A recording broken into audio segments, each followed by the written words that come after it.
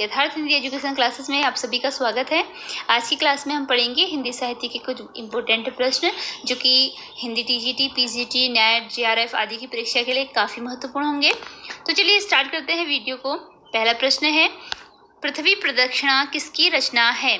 पृथ्वी प्रदक्षिणा जो रचना है वह किसकी है? मणिकांत सागर, निर्मल वर्मा, शिव प्रसाद गुप्त या मोहन राकेश?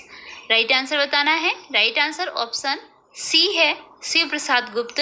यह रचना शिव प्रसाद गुप्त जी की है। अगला प्रश्न है, बहता पानी निर्मल किसकी रचना है? इसमें आपको बताना है कि जो बहता पानी निर्मल है वह रचना किसकी है। ऑप्शन दिए गए हैं, यशपाल है, हीरानंद वात्स्यायन अज्ञेय हैं, भारतेंदु हैं या डॉक्टर नगेंद्र हैं।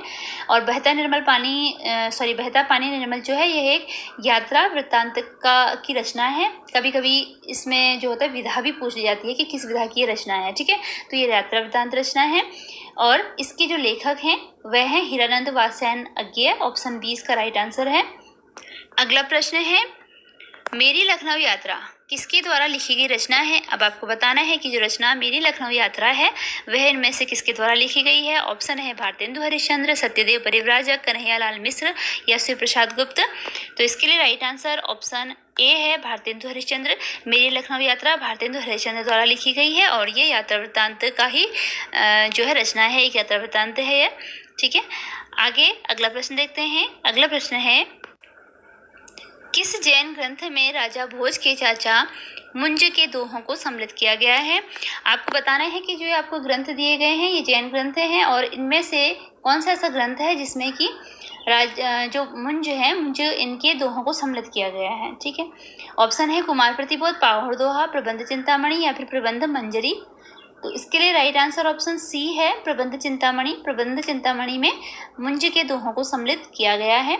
अगला प्रश्न है, स्मृति की रेखाएं किसकी रचना है? आपको स्मृति की रेखाएं किसकी रचना है बताना है। तो इसके लिए ऑप्शन दिए गए हैं, महादेवी वर्मा, भगवती चरण वर्मा, मन्नू भंडारी, पद्म सिंह शर्मा। राइट आंसर बताना है। राइट आंसर ऑप्शन ए है, महादेवी वर्मा। स्मृति की रेखाएं रचना की जो संस्मरण है इसकी रचना महादेवी वर्मा ने की है। इसी क्रम में अगला प्रश्न है, डॉक्टर नगेंद्र के अनुसार रसवाद का प्रथम प्रतिपादक ग्रंथ कौन सा है? अब आपको बताना है कि जो रसवाद है उसका पहला प्रतिपादक ग्रंथ यानी कि किस ग्रंथ में सबसे पहले रसवाद की व्याख्या की गई थी डॉक्टर नगेंद्र के अनुसार। डॉक्टर नगेंद्र ने कौन सा ऐसा ग्रंथ बताया है? इसके लिए ऑप्शन है अग्निपुराण, नाट्यशास्त्र, महापुराण, रस विवेचन। तो इसका राइट आंसर ऑप्शन ए है, अग्निपुराण। अग्निपुराण जो ग्रंथ है नगेंद्र मानते हैं कि इसमें सबसे पहले रसवाद की विवेचना की गई है। अगला प्रश्न है, चीड़ों पर चांदनी किस विधा की रचना है? जो रचना है चीड़ों पर चांदनी, इसकी विधा बतानी है। इसके लेखक कौन है आप सभी को पता होगा, निर्मल वर्मा की प्रसिद्ध रचना है यह चीड़ों पर चांदनी। अब आपको इसके विधा का नाम बताना है। ऑप्शन है संस्मरण, निबंध, उपन्यास, यात्रा साहित्य। तो इसकी विधा है ऑप्शन डी, यात्रा साहित्य। ये यात्रा साहित्य की एक विधा की रचना है। अगला प्रश्न है, राह बीती किसकी रचना है? अब आपको बताना है कि जो राह बीती रचना है वह इनमें से किसके द्वारा लिखी गई है।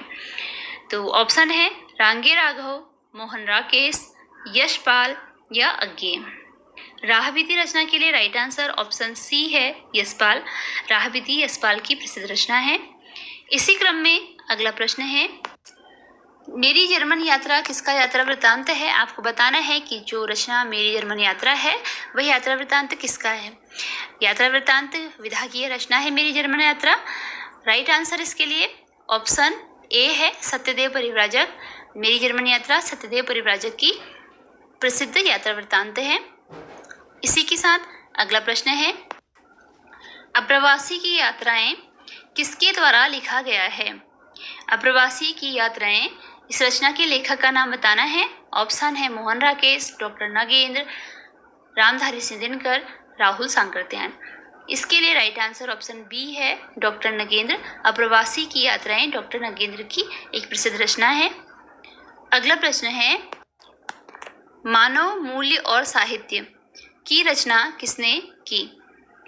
जो रचना है मानव मूल्य और साहित्य, इसकी रचना किसने की है बताना है। ऑप्शन है धर्मवीर भारती, नामवर से हैं रामविलास शर्मा या सूर्यकांत त्रिपाठी निराला। तो मानव मूल्य और साहित्य की रचना की है ऑप्शन ए धर्मवीर भारती ने। धर्मवीर भारती इसके लिए राइट आंसर है। इसके बाद अगला प्रश्न देखते हैं। अगला प्रश्न है एक बूंद सहसा उछली किसके द्वारा लिखित रचना है। अब आपको बताना है जो रचना है एक बूंद सहसा उछली, यह भी यात्रा वृत्तांत की ही एक रचना है, यात्रा वृत्तांत है यह। तो ये किसके द्वारा लिखी गई है। ऑप्शन है भारतेंदु, धर्मवीर भारती, मन्नू भंडारी या हीरानंद वात्स्यायन अज्ञेय। इसके लिए राइट आंसर ऑप्शन डी है, हीरानंद वात्स्यायन अज्ञेय।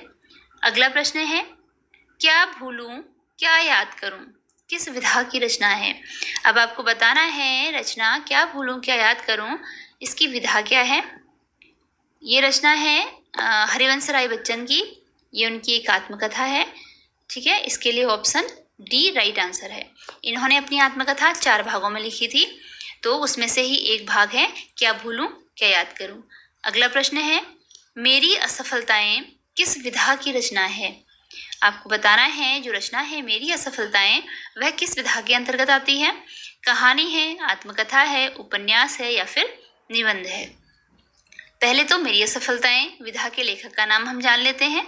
ये बाबू गुलाब राय की रचना है और इसकी विधा है ऑप्शन बी, इसके लिए राइट आंसर है आत्मकथा। मेरी असफलताएं ये आत्मकथा विधा की एक रचना है। अगला प्रश्न है शब्दार्थो सहितम काव्यम किसने कहा। शब्दार्थो सहितम काव्यम काव्य की यह परिभाषा किसने दी है यह बताना है। तो इसके लिए राइट आंसर ऑप्शन सी है भामा की यह परिभाषा है शब्दार्थो सहितम काव्यम। इसी के साथ ये वीडियो एंड होती है। अगर आपको वीडियो पसंद आई हो, क्वेश्चन आपको यूजफुल लगे हों तो चैनल को सब्सक्राइब और वीडियो को लाइक शेयर जरूर कीजिएगा। मिलते हैं अगले वीडियो में कुछ नए प्रश्नों के साथ, तब तक के लिए धन्यवाद।